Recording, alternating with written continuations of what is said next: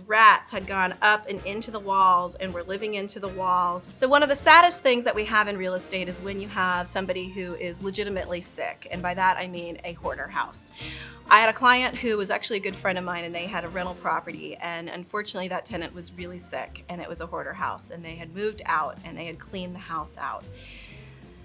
It was deep. I didn't see it when it was in its actual clean out, etc. But my understanding is that there was a sofa that the rats actually lived in. It was piled high in half-eaten pizza and pizza boxes.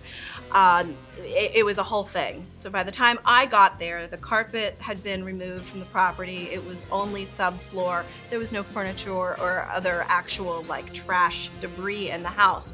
But they had to fumigate it on multiple occasions to get rid of the roaches, so that when you opened up the door, you literally walked in and just crunched on little carcasses of roaches that were there.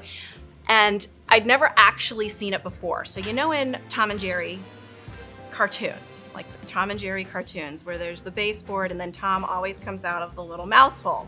Well, mice don't make little mouse holes. Rats make little mouse holes. And this basement baseboard had 3 perfectly chewed mouse rat holes, because these rats had gone up and into the walls and were living into the walls, and they had to cut off all the power because they weren't sure if they were chewing on the power cord, so that breaker box was there.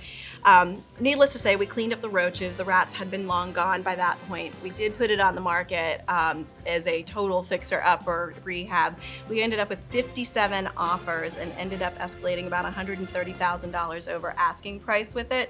But the point is, please be careful. People are sick, and it really is a health hazard. And I think what ultimately ended up doing it is that the neighbor next door kept hearing the critters, roaches and rats, in the walls and called the health department, which is when they ended up shutting it down and getting this person out of the house because it was an issue with the townhouse community.